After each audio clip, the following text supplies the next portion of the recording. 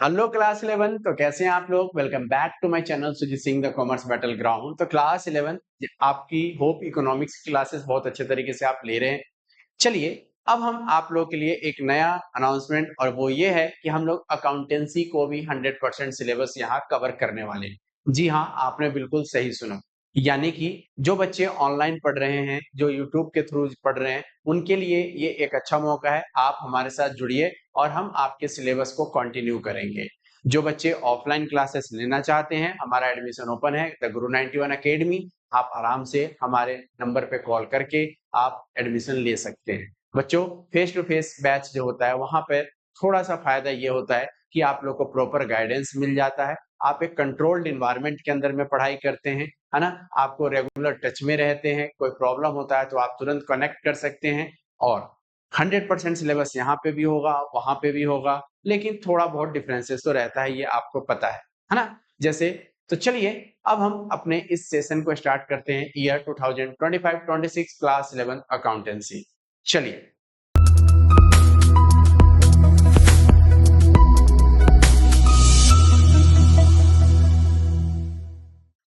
तो बच्चों, अकाउंटेंसी में बढ़ने से पहले आपको, सबसे पहले मैं आप लोग को ये बता दूं, अकाउंटेंसी को हमें सीखना है, हमें रटना नहीं है।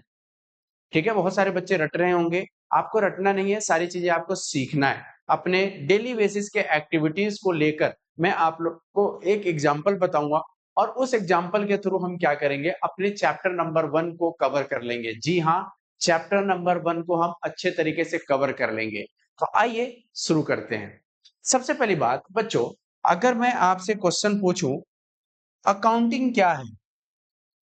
What is the meaning of accounting? आप इससे क्या समझते हो? आपके माइंड में क्या वर्ड आता है? तो आप कहोगे सर, अकाउंटिंग का मतलब होता है हिसाब किताब करना। आपके मन में यही आया होगा प्राइमा फेसी देखा जाए तो, कि अकाउंटिंग का मतलब होता है किसी भी चीज का हिसाब किताब करना। ठीक है, लेकिन इसको अच्छे तरीके से कैसे प्रेजेंट करना है? तो आइए, सबसे पहले व्हाट इज अकाउंटिंग को पढ़ाने से पहले मैं आपको बताऊंगा कि अकाउंटिंग करते क्यों हैं।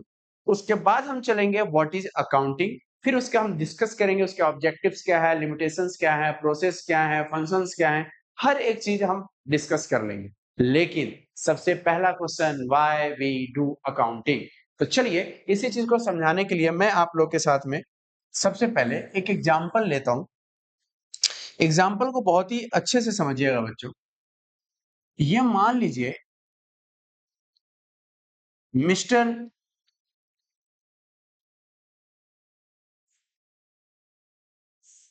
मिस्टर श्याम लिख लो। ये कौन है? मिस्टर श्याम। अब मिस्टर श्याम चाहते हैं कि वो एक अपना एक व्यापार खड़ा करे, एक बिजनेस ओपन करे। ठीक है, तो मिस्टर श्याम को बिजनेस को ओपन करने के लिए मिस्टर श्याम ने डिसाइड किया कि कौन सा बिजनेस ओपन करें। तो इन्होंने कहा कि हम एक काम करते हैं, रेडीमेड गारमेंट्स का एक शॉप कर लेते हैं। रेडीमेड गारमेंट्स यानी कपड़े का इन्होंने एक दुकान ओपन करने का सोचा, शोरूम ओपन करने का। ठीक है, तो मिस्टर श्याम ने इस बिजनेस को जब ओपन करने के लिए ट्राई किया, तो बिजनेस क्या ऐसे ही खुल जाएगा या कुछ पैसा भी लगेगा? हाँ सर, पैसा तो लगेगा ही। तो मिस्टर श्याम ने इस बिजनेस को करने के लिए 10 लाख रुपए का पैसे लगाए अपने इस बिजनेस में। तो यहां पर मिस्टर श्याम कौन है? Mister Shyam is an owner, वो ऑनर है, इस बिजनेस का स्वामी है, मालिक है।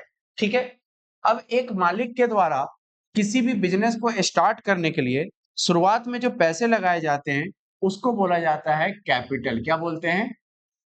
कैपिटल। कैपिटल मतलब क्या होता है? पूंजी। किसी भी बिजनेस को स्टार्ट करने के लिए आपको क्या लगाना पड़ता है? पूंजी लगाना पड़ता है, कैपिटल लगाना पड़ता है। क्योंकि मिस्टर श्याम इस बिजनेस को जब ओपन करते हैं, तो क्योंकि 10 लाख रुपए इन्होंने लगा रखा है, तो ये जरूर जानना चाहेंगे कि इनकी कंपनी का प्रॉफिट हो रहा है या फिर लॉस हो रहा है। नहीं तो फिर फायदा क्या 10 लाख लगाने का? तो इन्होंने ये बिजनेस स्टार्ट किया था 1 अप्रैल 2025 को, 1 अप्रैल 2024 को। पूरे एक साल हो चुके हैं, अब 31 मार्च 2025 आ गया। ठीक, इसको हम फाइनेंशियल ईयर बोलते हैं। जो 1 अप्रैल से शुरू होकर 31 मार्च को खत्म होता है उसको बोलते हैं फाइनेंशियल ईयर या अकाउंटिंग ईयर। और जो 1 जनवरी से खत्म होकर 31 दिसंबर को खत्म हो जाता है इन द सेम ईयर, उसको बोला जाता है कैलेंडर ईयर। ठीक है, चलिए। तो मिस्टर श्याम यहाँ पे दो चीजें जरूर जानना चाहेंगे। पहला कि उनकी कंपनी का प्रॉफिट कितना है, और सेकंड ये जानना चाहेंगे कि उनकी कंपनी का लॉस कितना हो रहा है। प्रॉफिट कितना है और लॉस कितना है। बच्चों, अगर उनके कंपनी का परफॉर्मेंस अच्छा रहा तो बताओ कंपनी को क्या होगा, प्रॉफिट। और अगर परफॉर्मेंस अच्छा नहीं रहा तो उस कंडीशन में क्या होगा, लॉस, घाटा हो जाएगा। तो मैं कह सकता हूं कि प्रॉफिट और लॉस को जानने को हम बोलते हैं क्या चीज, performance of the business. Performance of the business. किसी भी बिजनेस के परफॉर्मेंस के अगर आपको जानना है तो उसके लिए आपको अकाउंटिंग करना पड़ेगा। सॉरी, चलिए थोड़ा सा आगे बढ़ते हैं इसी एग्जांपल में, समझिएगा। क्योंकि श्याम ने जब बिजनेस को स्टार्ट किया था तो श्याम के पास एक ही शॉप था, एक ही दुकान था। 100 स्क्वायर फीट का, स्क्वायर गज का एक जमीन था, उसके ऊपर एक उन्होंने शॉप बनाया था, और शॉप के अंदर में बहुत सारे उन्होंने सामान रख रखा था। वो सामान क्या क्या था, सामान समझो अब, जैसे लैंड एंड बिल्डिंग, उस दुकान के अंदर में मशीन्स है कपड़े के लिए, उसके बाद उसके अंदर में फर्नीचर है, टेबल है, फैन है, एसी है, ये सारी चीजें तो लगता ही लगता है ना। शुरुआत उन्होंने ऐसे किया। बच्चों, उस दुकान के अंदर में जो भी चीजें आप नेकेड आई से देख रहे हो वो सब का सब क्या है, असेट्स है। क्या है, असेट्स। इसको हम क्या बोलते हैं, असेट्स, संपत्ति। तो वो ये भी जानना चाहेंगे कि उनके पास साल के शुरुआत में कितना असेट्स था, यानी कितने की संपत्ति थी। 1 अप्रैल को स्टार्ट किया था, लैंड एंड बिल्डिंग मान लो एक था, हो क्या पता साल के लास्ट में दो चार दुकान उन्होंने और खरीद लिया, जमीनें खरीद ली, है ना, और भी अपने बिजनेस को ग्रोथ कर दिया। तो एज अ श्याम आप ये जरूर जानना चाहोगे कि भाई साल के शुरुआत में संपत्ति कितने की थी और साल के लास्ट में संपत्ति कितने का है। ठीक है, उसको बोला जाता है क्या चीज, असेट्स। चलिए, अब एक नया वर्ड आएगा आप लोगों के लिए, लायबिलिटी। लायबिलिटी क्या होता है, बच्चों ध्यान सुनना। क्योंकि श्याम अपना इस बिजनेस को कर रहे हैं तो ऑब्वियस सी बात है श्याम भी तो कहीं ना कहीं से सामान उधार खरीदता होगा। द आंसर इज यस, हाँ सर, सामान वो भी तो उधार कहीं ना कहीं से खरीदेगा। और जब जब सामान उधार खरीदता जाएगा श्याम का लायबिलिटी यानी श्याम का बोझ बढ़ता जाएगा। ठीक है, तो असेट्स के बाद एक नया वर्ड आया, क्या चीज, लायबिलिटी, यानी कि बोझ, बर्डन। तो मिस्टर श्याम अगर किसी से सामान उधार खरीदेगा then he must have to pay, उसको दोबारा उसको चुकाना पड़ेगा पैसा। या फिर अगर श्याम ने बिजनेस को ओपन करने के लिए कहीं से लोन लिया है तो वो भी तो एक प्रकार की लायबिलिटी है बच्चों। यानी कि एक बिजनेस के अंदर में आप देखो, असेट्स भी है, संपत्ति भी है, लायबिलिटी कर्जा भी है ना। आपने बिजनेस को स्टार्ट किया, कैपिटल भी है, प्रॉफिट भी हो रहा है, लॉस भी हो रहा है। ये सारी चीजें आप देखने को मिला इस एग्जाम्पल के अंदर में। तो इस असेट्स और लायबिलिटी को जानने को बोला जाता है क्या चीज, financial position of the business. Financial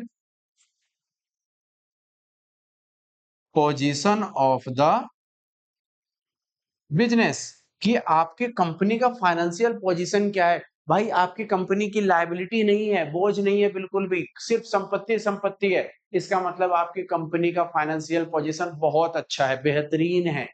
लेकिन अगर आपकी कंपनी पे सिर्फ लायबिलिटी लायबिलिटी, बोझ बोझ, संपत्ति का कुछ नामो निशान नहीं है, आपकी कंपनी का फाइनेंशियल पोजीशन जो है एकदम बेकार है।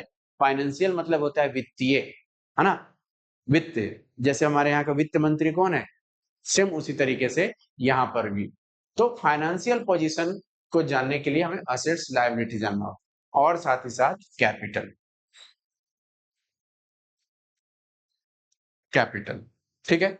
आई होप इस एग्जाम्पल के थ्रू आपने क्या क्या समझा। असेट्स किसे कहते हैं, संपत्ति। लायबिलिटी क्या होता है, किसी भी ऑनर के द्वारा किसी भी बिजनेस को स्टार्ट करने के लिए शुरुआत में जो पैसे लगाए जाते हैं उसको क्या बोला जाता है, कैपिटल बोला जाता है। प्रॉफिट फायदा हो गया, लॉस घाटा हो गया। बच्चों इन सब का बारे में आपको chapter number 2 basic accounting terms में गिवन है, जो थोड़ा सा और एक्सप्लेन करके मैं आप लोगों को वहां पर बताऊंगा। अभी के लिए बताइए कि यहां तक समझ में आ गया कि नहीं आ गया। तो आपसे कोई क्वेश्चन पूछे कि वाई वी डू अकाउंटिंग, तो आप बताना वी डू अकाउंटिंग, लिखना।